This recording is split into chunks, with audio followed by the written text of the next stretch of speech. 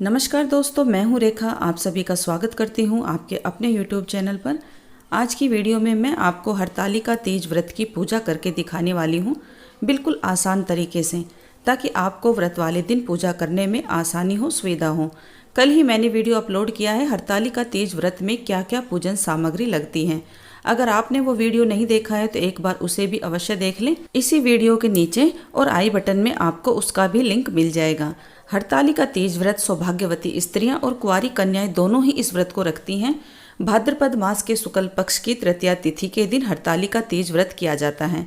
इस व्रत की पूजा विधि मैं आपको करके दिखा रही हूँ और इसका शुभ मुहूर्त आपको सबसे नीचे कमेंट पिन किया हुआ मिलेगा, उसमें आपको शुभ मुहूर्त मिल जाएगा कि अब की साल हरतालिका तीज व्रत किस दिन रहेगा। हरतालिका तीज व्रत की पूजा करने के लिए सबसे पहले आप एक लकड़ी का पाटा या चौकी जो भी आपके घर में हो, अच्छे से स्थान को साफ करके आप वो चौकी लगा लें।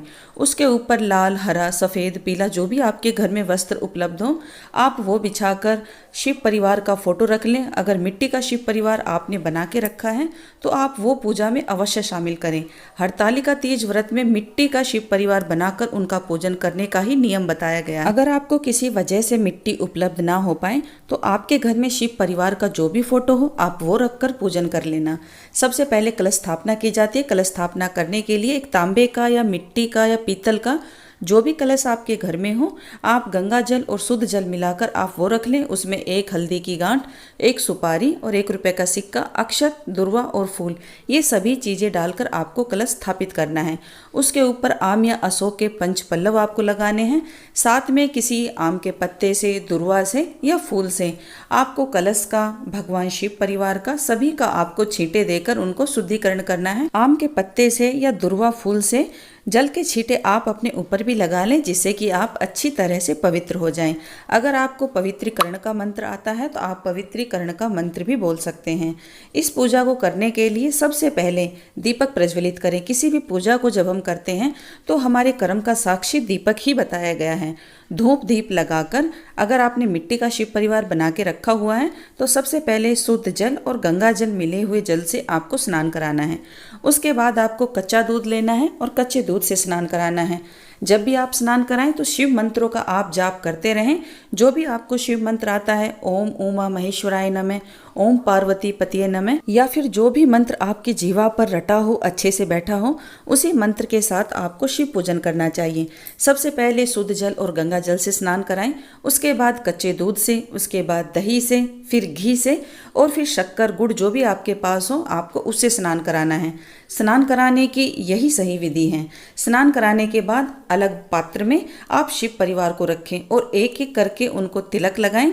तिलक आप जब भी लगाते हैं शिव परिवार में तो शिव जी को आप भभूति का, चंदन का ही तिलक लगाएं और बाकी शिव परिवार को आप हल्दी, रोली, कुमकुम, इन चीज़ों से भी तिलक लगा सकते हैं।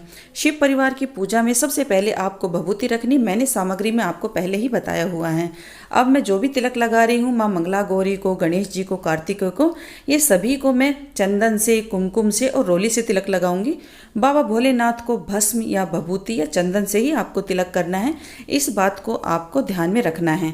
जो भी शिव प्रिय वस्तुएं हैं, मैंने आपको सामग्री में दिखाया था कि बेलपत्र के बिना यह पूजा अधूरी मानी जाएगी, तो इसलिए आपको बेलपत्र का इंतजाम पहले से ही करना है। जो भी बेलपत्र आपको मिले, 1, 3, 5, 7, 11, 21, उतनी संख्या में आप बेलपत्र ले सकते हैं। बेलपत्र टूटा फूटा तिड़का नहीं होना चाहिए और उल्टी साइड से ही बेलपत्र को अर्पित करना है। भांग, धतूरे, दुर्वा, समीपत्र, बेलपत्र, जो भी फल फूल पत्तियां शिवजी की आपको मिलती हैं, उन्हें एक एक करके शिव मंत्रों के साथ आप अर्पित कर दें। और शिव परिवार में मैंने गणेश जी, माँ मंगला गौरी की प्रतिमा बना के रखी हुई है, तो ये लाल रंग के फूल मैं उन्हीं पर अर्पित कर रही हूँ। बाबा भोलेनाथ को सफ़ेद रंग के फूल अत्यधिक प्रिय हैं, तो इनकी पूजा में आप सफ़ेद रंगों के फूलों का ही इस्तेमाल करें। केतकी और केवड़े के फूल आप भूलकर भी शिव पूजन में ना रखें, क्योंकि ये दोनों फूल बाबा भोलेनाथ से श्रापित है। झूठ बोलने के श्राप के कारण इनको श्रापित किया गया है। शिव जी की पूजा में जो भी मौसम के अनुसार फल चला हुआ है, आप वो फल भी अवश्य लें। भोलेनाथ को मौसम के अनुसार फल फूल पत्तियां चढ़ाने से उनकी विशेष कृपा दृष्टि मिलती है। और देखिए, अभी मैंने बाबा भोलेनाथ को अर्पित किया है जनेऊ। गणेश जी को और भोलेनाथ को आप जनेऊ भी अवश्य ही अर्पित करें। भोलेनाथ की पूजा में, शिव पूजा में जनेऊ चढ़ाने का भी एक विशेष नियम है। भगवान शिव और गणेश जी की पूजा जनेऊ के बिना अधूरी मानी जाती है। तो आप कच्चे सूत को 5-7 बार अपनी उंगलियों पर लपेटकर जनेऊ का भाव करके आपको गणेश जी और शिव जी पर जनेऊ अवश्य अर्पित करना है। आप माँ मंगला गौरी के लिए अगर 16 श्रृंगार रखते हैं तो आप 16 श्रृंगार रखिए, या कम से कम 5-7 चीजें माँ मंगला गौरी के लिए इस पूजा में अवश्य ही शामिल करें। माँ मंगला गौरी की पूजा बगैर श्रृंगार चढ़ाए अधूरी ही मानी जाती है। माँ मंगला गौरी की मांग में इस तरह से 3, 5, 7 बार सिंदूर भर के आप अपनी मांग में भी माँ मंगला गौरी से अखंड सुहाग का आशीर्वाद प्राप्त करके अपनी मांग में भी सिंदूर भरें। उसके बाद माँ मंगला गौरी को आप बिंदी लगाएं और एक बिंदी आप अपने माथे पर भी लगा लें। इस तरह से सुहाग लिया जाता है। आप इनमें से चूड़ियाँ और बिंदी अपने पास रख लें और बाकी का जो भी सामान है वो किसी ज़रूरतमंद को, ब्राह्मणी को या किसी सौभाग्यवती स्त्री को आप दान दे सकते हैं। सारी पूजा हो जाने के बाद बाबा भोलेनाथ की, शिव परिवार की आप आरती अवश्य करें।